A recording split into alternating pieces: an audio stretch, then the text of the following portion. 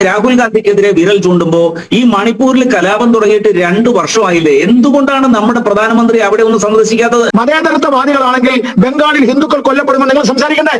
ബംഗ്ലാദേശിൽ ഹിന്ദുക്കൾ കൊല്ലപ്പെടുമ്പോൾ നിങ്ങൾ സംസാരിക്കണ്ടേ? പാകിസ്ഥാൻ വന്ന് കാശ്മീരിൽ മതത്തിന്റെ പേരിൽ ആളുകളെ കൊല്ലുമ്പോൾ നിങ്ങൾ സംസാരിക്കണ്ടേ? ഒരു പൊളിറ്റിക്കൽ ഇസ്ലാമിന്റെ കുഞ്ഞാടുകളായി ഇന്ത്യയിൽ പ്രവർത്തിക്കയിലെ കോൺഗ്രസ് ഇരകളായിട്ടുള്ള ഹിന്ദുക്കളെ കുറിച്ച് നിങ്ങൾ മിണ്ടില്ല. നിങ്ങൾ വേട്ടയാടുന്ന മൃഗത്തിന്റെ ഒപ്പം നിങ്ങൾ സഞ്ചരിക്കുക ചെയ്യുന്നത്. ഈ ഒരു ഭീകരാക്രമണത്തിനെതിരെ ശക്തമായ തിരിച്ചടി എന്തുകൊണ്ട് നൽകാൻ നമ്മൾ താമസിക്കുന്നു? എന്തൊക്കെയാണ് ഈ ശക്തമായ തിരിച്ചടി എന്ന് പറയുന്നത്? അല്ല, ആനയുടെ കാര്യം പറഞ്ഞു, ചേനയുടെ കാര്യം പറഞ്ഞു, ഇപ്പൊ വേറെ കാര്യങ്ങളിലേക്ക് 26 പേർ കൊല്ലപ്പെട്ടു. അതിൽ ആദിലിന്റെ വീട്ടിലേക്ക് മാത്രമാണല്ലോ രാഹുൽ പോയത്. ബാക്കി 25 പേരുടെ വീടുകളിലേക്ക് എന്തുകൊണ്ട് പോയില്ല? ബാക്കിയുള്ള 26 പേര് 25 പേര് മരണപ്പെട്ടു. പോലെ കുക്കർ പൊട്ടിത്തെറിച്ച് മറ്റേ ഉരുളക്കിഴങ്ങ് പുഴുകാനിരുന്നപ്പോൾ മരിച്ചാണോ?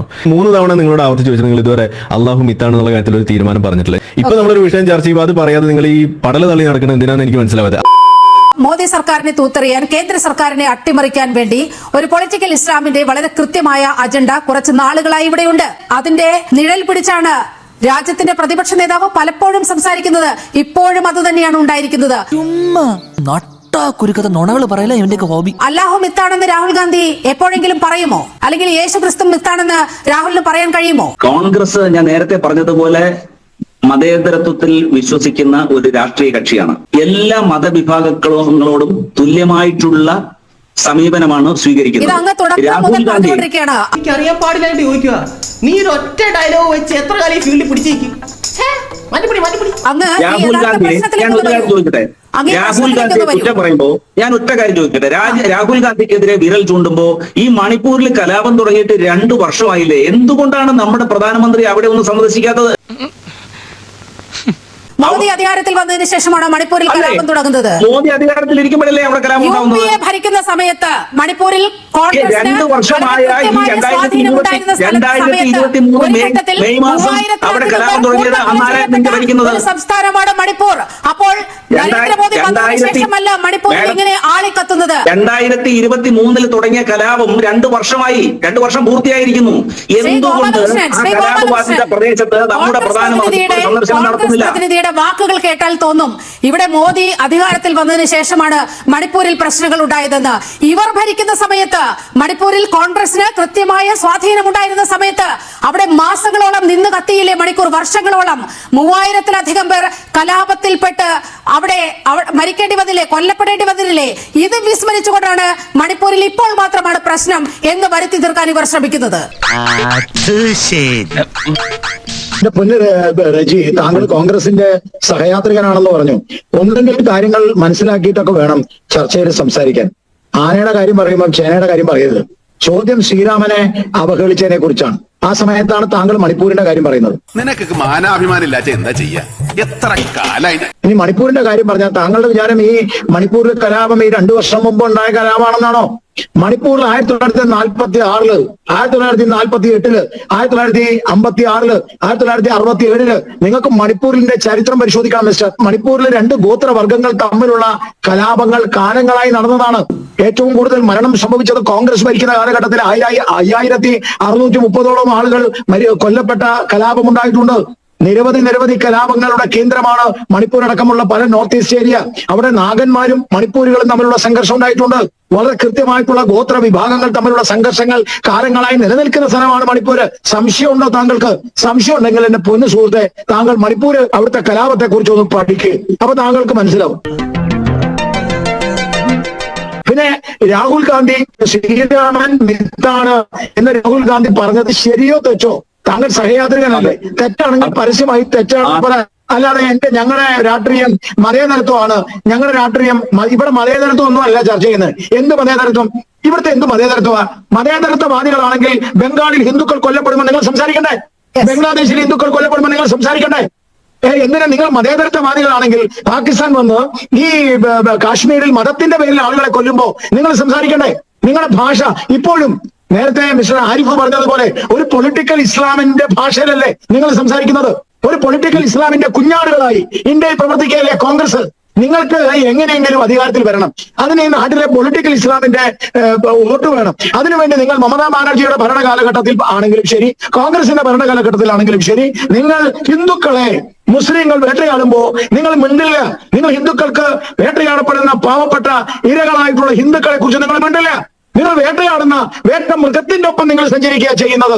അതാണ് ഭാരതത്തിന്റെ വിഭജന കാലഘട്ടത്തിൽ ഉണ്ടായത്. കള്ളന് താടി പഠിക്കുന്നവൻ പെരുങ്കള്ളനാ. ഞാനിപ്പോ മനസ്സിൽ വിചാരിച്ചുള്ളൂ. എന്തുകൊണ്ടാണ് ഭാരതത്തിന്റെ വിഭജന കാലഘട്ടത്തിൽ കിഴക്കൻ ബംഗാളുമായി ബന്ധപ്പെട്ട വിഷയത്തിൽ പട്ടേലുമായി തെറ്റിയത്, ശ്യാമപ്രസാദ് മുഖർജിയുമായി തെറ്റിയത്, ഡോക്ടർ അംബേദ്കറുമായി തെറ്റിയത്? നിങ്ങൾ ഡോക്ടർ അംബേദ്കറുടെ കൃതി വായിക്കണം. വളരെ പരസ്യമായിട്ടല്ലേ. ഞാൻ ഒരിക്കൽ കൂടെ ജവഹർലാൽ നെഹ്റുവിനെ കോട്ട് ചെയ്യാണ്. ആരിഫ് എന്നോട് ദേഷ്യം വരരുത്. ജവഹർലാൽ നെഹ്റുവിനെതിരായിട്ട് ഹിന്ദുക്കളെ കൊന്നൊടുക്കിയപ്പോ മൗനമായിട്ട് ജവഹർലാൽ നെഹ്റു നിന്നു എന്ന് ഡോക്ടർ അംബേദ്കർ പറഞ്ഞില്ലേ? പാകിസ്ഥാൻ വിഭജനവുമായിട്ടുള്ള ഡോക്ടർ അംബേദ്കറുടെ പുസ്തകമില്ലേ? ഒരുപക്ഷെ ദീനദയാൽ ഉപാധ്യായും അതേപോലെ തന്നെ ശ്യാമപ്രസാദ് മുഖർജിയും പറഞ്ഞതിനേക്കാൾ അതിശക്തമായ ഭാഷയിലാണ് അംബേദ്കർ സംസാരിച്ചത്. സുഹൃത്തുക്കളെ, കാലങ്ങളായി നിങ്ങൾ തുടങ്ങിയത്. ഞാൻ ജവഹർലാൽ നെഹ്റുവിന്റെ പൊളിറ്റിക്കൽ കാഴ്ചപ്പാടാണ് പറയുന്നത്. അദ്ദേഹത്തിന്റെ പൊളിറ്റിക്കൽ കാഴ്ചപ്പാട് ഹിന്ദു വിരുദ്ധതയായിരുന്നു, സാംസ്കാരിക വിരുദ്ധതയായിരുന്നു. ഭാരതത്തിന്റെ സംസ്കാരത്തെയും പൈതൃകത്തെയും പാരമ്പര്യത്തെയും എല്ലാ കാലഘട്ടത്തിലും അധിക്ഷേപിക്കാൻ ശ്രമിച്ച ആളാണ്. അഥവാ പലപ്പോഴും അതിനെ ബാലൻസ് ചെയ്തുകൊണ്ട് ഒരു പൊളിറ്റിക്കൽ ഇസ്ലാമിന് കൂട്ടുനിൽക്കുകയായിരുന്നു. അതിങ്ങോട്ട് വന്നപ്പോൾ കൂടി കൂടി കൂടി കൂടി കൂടി ഇപ്പോ പൊളിറ്റിക്കൽ ഇസ്ലാമിന്റെ പരമോടിയിലെത്തിയിരിക്കുകയാണ്. അയാള് ചെലച്ചോണ്ടിരുന്നപ്പോ നീ എന്താ ഒന്നും മിണ്ടാതിരുന്നത്? നിന്റെ നാ ഇറങ്ങിപ്പോയോ? ഞാൻ രണ്ടു വാക്ക് പറഞ്ഞിട്ട് വരാം. ഓക്കെ. കോൺഗ്രസിന് വർഗീയ ചായ്വ് ഇല്ല എന്നുള്ളതാണ് ഇദ്ദേഹം ചൂണ്ടിക്കാട്ടുന്ന ഒരു തെറ്റ് എങ്കിൽ കോൺഗ്രസ് മതേതരത്വ ജനാധിപത്യ പാർട്ടിയാണ്. ഇത്ര ആവേശത്തോടെ ബഹുമാന്യനായ BJP വക്താവ് അങ്ങയോട് ഞാൻ ചോദിക്കട്ടെ, ഇന്ത്യക്കെതിരായ ഈ ഭീകരാക്രമണം പാകിസ്ഥാൻ പിന്തുണയോടുകൂടി നടന്നപ്പോ കോൺഗ്രസ് സമ്പൂർണ്ണ പിന്തുണ നൽകുകയുണ്ടായി. എന്തുകൊണ്ട് തിരിച്ചടിക്കുന്നില്ല? എന്തുകൊണ്ട് തിരിച്ചടിക്കാൻ താമസം?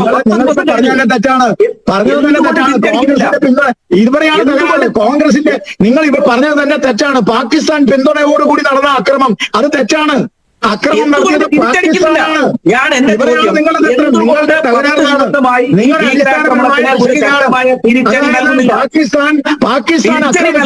പാകിസ്ഥാൻ പറയാനുള്ള തന്റെ ഇടം നിങ്ങൾക്കില്ല. നിങ്ങൾക്കില്ല. നിങ്ങൾ ഈ രാജ്യത്തിന്റെ ഈ ഒരു ഭീകരാക്രമണത്തിനെതിരെ ശക്തമായ തിരിച്ചടി എന്തുകൊണ്ട് നൽകാൻ നമ്മൾ താമസിക്കുന്നു? എന്തൊക്കെയാണ് ഈ ശക്തമായ തിരിച്ചടി എന്ന് പറയാം? അല്ല, ആനയുടെ കാര്യം പറഞ്ഞു, ചേനയുടെ കാര്യം പറഞ്ഞു, ഇപ്പൊ വേറെ കാര്യങ്ങളിലേക്ക് കോൺഗ്രസ് ഡോക്ടർ ആരിഫ് ഹുസൈൻ ചോദിക്കുന്നു, ഈ ശക്തമായ തിരിച്ചടി എന്ന് വെച്ചാൽ എന്താണെന്ന് എന്താണ് ചെയ്യുന്നത്?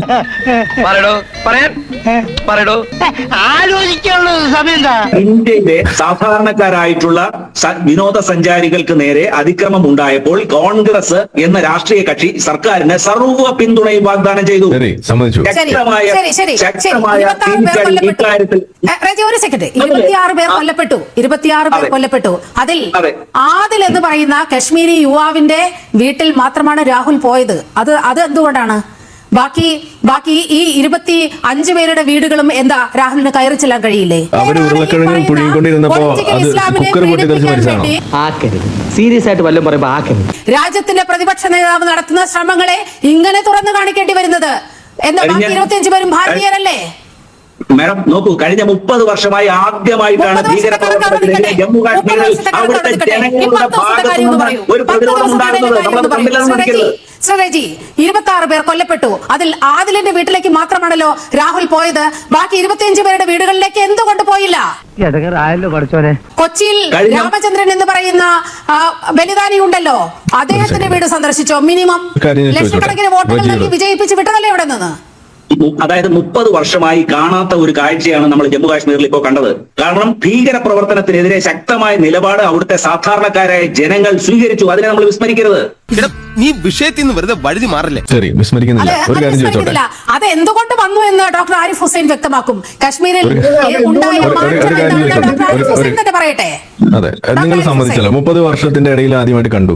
അങ്ങനെ കാണുന്നതിന് കാരണമായത് ഈ ആർട്ടിക്കിൾ 370 റദ്ദാക്കിയതാണ് എന്നതിൽ നിങ്ങൾക്ക് വല്ല തർക്കമുണ്ടോ?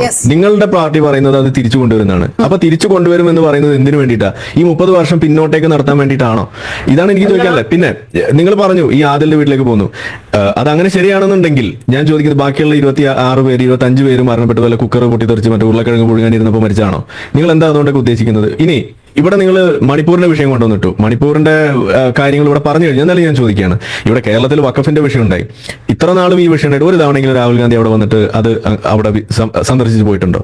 അപ്പൊ നിങ്ങൾ ഈ ചെയ്യുന്ന കാര്യങ്ങളെ കുറിച്ച് നമ്മൾ പറയുമ്പോൾ തിരിച്ചു മറിച്ചൊക്കെ ചോദിക്കാനുണ്ടാകുമ്പോൾ ഞാൻ തുടക്കത്തിലെ പറഞ്ഞതല്ല വിഷയം. ഞാൻ 3 തവണ നിങ്ങളോട് ആവർത്തി ചോദിച്ചു, നിങ്ങൾ ഇതുവരെ അള്ളാഹു മിത്താണെന്നുള്ള കാര്യത്തിൽ ഒരു തീരുമാനം പറഞ്ഞിട്ടില്ല. ഒരു സഹോദരന്മാരെ നിങ്ങൾ ഹലാക്കിലാക്കരുത്, ഞാനൊരു ചെറിയ ജാടയിൽ അങ്ങനെ നിന്നു പോവുകയാണ്. ഞാൻ ഇപ്പോഴും അവസാനം ഇതേ തീരാറായി, 10 മിനിറ്റ് കൂടി ബാക്കിയുള്ളൂ. ഞാൻ ഇപ്പോഴെങ്കിലും ചോദിക്കുകയാണ്, നിങ്ങൾ ഒരു തവണയെങ്കിലും പറയാൻ പറ്റുമോ ഈ രാമനും ഒക്കെ കണക്കാണ്, അതേപോലെ അള്ളാഹുവും മിത്താണ് എന്ന് ഒഴുക്കമട്ടിലെങ്കിലും നിങ്ങൾക്ക് ഒന്ന് കോട്ടുവായിട്ടെങ്കിലും അതിന്റെ ഇടയിൽ ഒന്ന് പറയാൻ നിങ്ങൾക്ക് പറ്റുമോ? എനിക്ക് അതേ അറിയേണ്ടതുള്ളൂ. ബാക്കിയൊക്കെ പിന്നത്തെ കാര്യം നമുക്ക് തിങ്കളാഴ്ച ചൊവ്വാഴ്ചയൊക്കെ ചർച്ച ചെയ്യാലോ.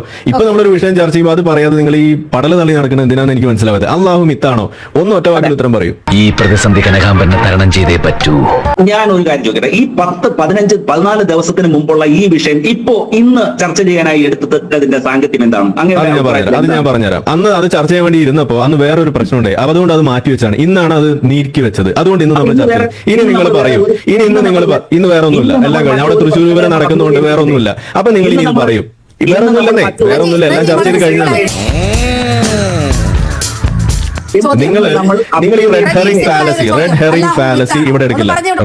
നിങ്ങളുടെ റെഡ് ഹെറിംഗ് ഫാലസി ഇവിടെ എടുക്കില്ല. അതൊരു ന്യായവൈകല്യമാണ്, അത് നിങ്ങൾ തിരിച്ചറിയും. ഞാൻ തുടക്കം മുതൽ പറയുന്നതാണ്, ഒരു കാര്യം നേരിട്ട് ചോദിക്കുമ്പോൾ അതിന് ഉത്തരം പറയാൻ നിങ്ങൾക്ക് പറ്റാത്തതാണ്. ഈ റെഡ് ഹെറിംഗ് ഒന്നും മനസ്സിലാവാത്ത ആളുകളല്ല ഇവിടെ ഇരിക്കുന്നത്. നിങ്ങൾ കോൺഗ്രസ്സുകാരുടെ ആ നിലവാരം വെച്ച് ബാക്കിയുള്ളവരെ അളക്കരുത്. എനിക്ക് അത്ര പറയാം, നിങ്ങൾ പച്ചയ്ക്ക് പറയും. അത് വിശ്വാസത്തിന്റെ പ്രശ്നമാണ്. എന്താണ് ഒരു ശാസ്ത്രീയമായിട്ടോ ഏതെങ്കിലും ചരിത്രപരമായിട്ടോ നമുക്ക് അതിനെ അള്ളാഹു മിത്താണോ എന്ന് ചോദിക്കുമ്പോൾ ഒരു ഒറ്റവാക്കി പറയുന്നത് ഇതുപോലെ കാര്യമല്ല. നമുക്ക് ശാസ്ത്രീയപരമായിട്ടോ ചരിത്രപരമായിട്ടോ എന്തെങ്കിലും പറയൂ. ചരിത്രപരമായിട്ട് അള്ളാഹുവിന്റെ അടിസ്ഥാനത്തിൽ നമുക്ക് തീരുമാനം എടുക്കാൻ കഴിയുന്ന ഒരു വിഷയമല്ല, ഇതൊരു വിശ്വാസത്തിന്റെ പ്രശ്നമാണ്. അപ്പൊ രാമൻ എന്താ വിശ്വാസത്തിന്റെ പ്രശ്നമല്ലേ? അല്ല, ചവിട്ടിയതാണില്ല. ഈ പറഞ്ഞ കോണ്ടെക്സ്റ്റിനെ കൂടെ നമ്മൾ മനസ്സിലാക്കണം. നിങ്ങൾ ആ കോണ്ടെക്സ്റ്റിൽ അള്ളാഹുവിനെ ഫിക്സ് ചെയ്യൂ എന്നിട്ട് പറയൂ.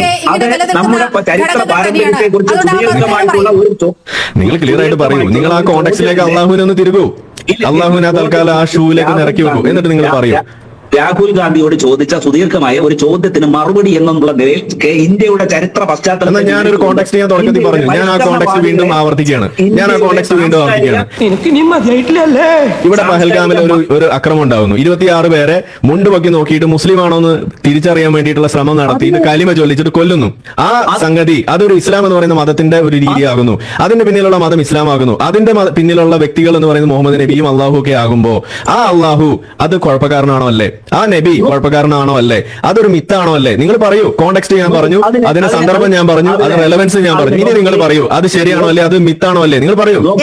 നോക്കൂ ശ്രീ ആരിഫ്, അതിന് വ്യക്തമായ മറുപടി നമുക്ക് പറയാൻ കഴിയും. അതാ പറയൂ. അത് ഗവൺമെന്റ് അക്കാര്യം പരിശോധിച്ച് ഗവൺമെന്റിനെ വിടൂ. നിങ്ങൾ പ്രതിപക്ഷത്തിന്റെ കാര്യം ഞാൻ ചോദിക്കുന്നത്. ഗവൺമെന്റിന്റെ കാര്യം അവർക്ക് ഒരു മണ്ണാങ്കട്ടെ അറിയില്ല. മോദി അവിടെ തലകുത്തി അവിടെ എന്താണ് മണ്ണപ്പം ചുട്ട് കളിക്കണമെന്നാണ് നിങ്ങൾ പറയുന്നത്.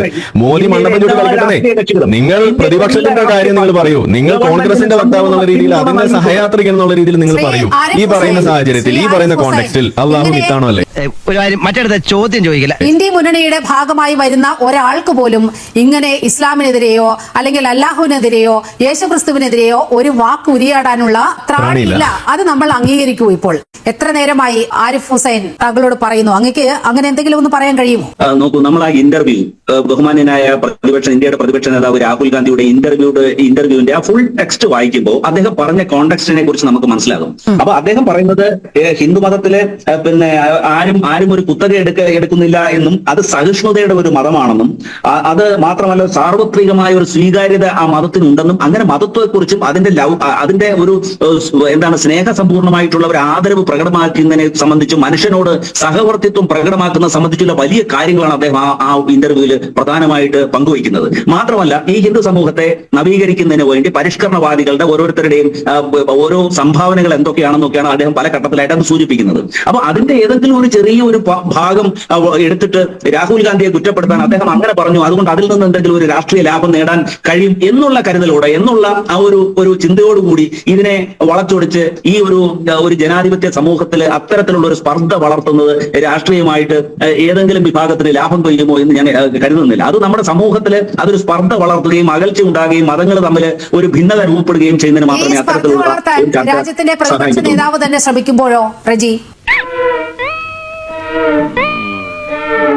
ദയവായിട്ട് നിങ്ങളുടെ ഈ ചാനലിലെ ആ ഇന്റർവ്യൂവിന്റെ ഒരു ഫുൾ ടെക്സ്റ്റ് എപ്പോഴെങ്കിലും ഒന്ന് പ്രസിദ്ധീകരിക്കാൻ ഒന്ന് പബ്ലിഷ് ചെയ്യാൻ പറ്റുമായിരുന്നു എങ്കിൽ ഈ ജനങ്ങൾക്ക് അദ്ദേഹം പറഞ്ഞതിന്റെ അതിന്റെ കോണ്ടെക്സ്റ്റിനെ കുറിച്ച് നല്ലൊരു ധാരണ ഉണ്ടാവുമായിരുന്നു. നമ്മൾ ഭാഗം മാത്രം എടുത്ത് ചിത്രീകരിച്ച് ഒരു വൈകാരികമായ ഒരു വിഷയമായി അതിനെ മാറ്റി നിർത്തുമ്പോഴാണ് ഇതൊരു വൈകാരിക പ്രശ്നമായി തന്നെ നമുക്ക് അനുഭവപ്പെടുന്നത്. രാമൻ പുരാണ കഥാപാത്രം എന്ന് രാഹുൽ ഗാന്ധി ഇന്ന് പറഞ്ഞു എന്നാണ് മാധ്യമത്തിന്റെ തലക്കെട്ട്. അങ്ങ് പറയുന്നത് പോലെ ഈ മത സൗഹാർദ്ദമൊക്കെ ഊട്ടി ഉറപ്പിക്കുന്ന രീതിയിലുള്ള തലക്കെട്ടുകളൊന്നുമല്ല ഇത്തരത്തിൽ നിങ്ങളെ പിന്തുണയ്ക്കുന്ന മാധ്യമങ്ങൾ പോലും നൽകിയിട്ടുള്ളത്. അപ്പോൾ വളരെ കൃത്യമായ ഒരു ഹിന്ദു വിരുദ്ധത അടിച്ചേൽപ്പിക്കാൻ രാഹുൽ ശ്രമിച്ചു എന്ന് വളരെ കൃത്യമായി ഉണ്ട്. അതിനിപ്പോൾ ആ ഇന്റർവ്യൂ മൊത്തം കാണണമെന്നൊന്നുമില്ല. അപ്പൊ നമ്മളത് കള്ള പരിപാടിയാണല്ലേ? ഇതൊക്കെ ഒരു നറേറ്റീവിന്റെ ഭാഗമാണ്. അല്ലെങ്കിൽ ഇത്രയും പഴയ ചോറ് വെച്ച് അതിന്റെ വേവ് നോക്കാൻ എല്ലാ ചോറും എടുത്ത് കഴിക്കേണ്ടതില്ലല്ലോ, ഒരു വറ്റ് കഴിച്ചാൽ മതിയാവും. ശ്രീ ആരിഫ് ഹുസൈൻ, ഞാൻ തുടക്കം മുതലേ ഇപ്പോഴും പറയുന്നത് ഇതാണ്, നമ്മുടെ പ്രശ്നം രാമൻ അല്ലെങ്കിൽ അള്ളാഹു ഇവരുടെ അസ്തിത്വം അല്ല നമ്മുടെ പ്രശ്നം. എന്റെ പ്രശ്നം അതല്ല. എനിക്ക് പറയാലോ അള്ളാഹു മിത്തായതുപോലെ തന്നെ രാമനും മിത്തായെന്ന് എനിക്ക് പറയാം, ഒരു പ്രശ്നമില്ല. അത് തിരിച്ചു മറിച്ച് എങ്ങനെ വേണേലും എനിക്ക് പറയാം. എന്താ കാരണം? നമ്മൾ അതിനെ കാണുന്നു, അതിനകത്ത് ഒരു പക്ഷാഘാതം നമ്മൾ കാണിക്കുന്നില്ല എന്നുള്ളതാണ്. അത് സൈഡ് വലിവ് ഇല്ല എന്നുള്ളതാണ്. എന്താ വെച്ചാൽ തുറന്നു കൊണ്ട് പറയണം, മുഖത്ത് നോക്കി കാര്യം പറയാൻ നമ്മൾ ആരെ പേടിക്കണം? ഇവിടെ ഇപ്പോ നമ്മുടെ ഉദയനിധി സ്റ്റാലിൻ പണ്ട് പറഞ്ഞു സനാതന ധർമ്മം ഒരു വൈറസ് ആണെന്ന് പറഞ്ഞപ്പോൾ അവിടെ അന്ന് നമ്മൾ ചോദിച്ചു അതേപോലെ ഇസ്ലാം ഒരു വൈറസ് ആണെന്ന് നിങ്ങൾക്ക് സമ്മതിക്കാൻ പറ്റുമോ? ഞാനൊക്കെ വിളിക്കാറ് ഇസ്ലാം എന്ന് പറയുന്ന ഒരു പേപ്പട്ടി മതമാണെന്ന് പറയും. കാരണം ആളുകൾ തുണി നോക്കി തലവെട്ടുന്ന മതം വേറെ ഏതോ ഉള്ളത് ഇന്ന്. അതുകൊണ്ട് നമ്മളത് പറയുമ്പോൾ അതേപോലെ നിങ്ങൾക്ക് മറ്റു മതത്തെ പറയാൻ നിങ്ങൾക്ക് സാധിക്കുന്നുണ്ടോ എന്ന് നമ്മൾ ചോദിക്കുമ്പോൾ തിരിച്ച് നിങ്ങളുടെ മുന്നിലേക്ക് ചോദ്യം വരികയാണ്. നിങ്ങൾ ഈ പറയുന്ന ഹിന്ദു മതത്തിനെതിരെ നിങ്ങൾ ഉന്നയിക്കുന്ന വിഷയങ്ങൾ അത് മറ്റു മതങ്ങൾക്ക് നിങ്ങൾക്ക് പറയാൻ സാധിക്കുമോ എന്ന് ചോദിക്കുമ്പോൾ അതിൽ പ്രത്യേകമായിട്ട് എടുത്ത് പറയേണ്ടത് ഈ ഇസ്ലാം എന്ന് പറയുന്ന മതമാണ്. അവിടെ പറ്റുന്നില്ല. രാഹുൽ ഗാന്ധി അത് ചെയ്യുന്നില്ല എന്നുള്ളത്, കോൺഗ്രസ് അത് ചെയ്യുന്നില്ല, പകരം അതിന്റെ മൂട് താങ്ങി നടക്കുകയും ചെയ്യുന്നു. ഇതാണ് നമ്മുടെ പ്രശ്നം. അറിയാവുന്ന പോലെ സാർ കാര്യങ്ങൾ ചെയ്യാൻ പറ്റും. പറ്റുന്നതിന്റെ പരമാവധി ഞാൻ ചെയ്തു. ഏതായാലും കാലം മാറും, ഇത് ചർച്ചയാകുന്നു എന്നുള്ളതാണ് എന്റെ സന്തോഷം. ഭാവിയിൽ ഇത് വലിയ മാറ്റം ഉണ്ടാകും. കോൺഗ്രസ്സുകാരായിരിക്കും ഇനി എന്തൊക്കെ സ്ഥാനത്തിരുന്നിട്ട് ഇതുപോലെ പറയാൻ പോകുന്നത്. अरे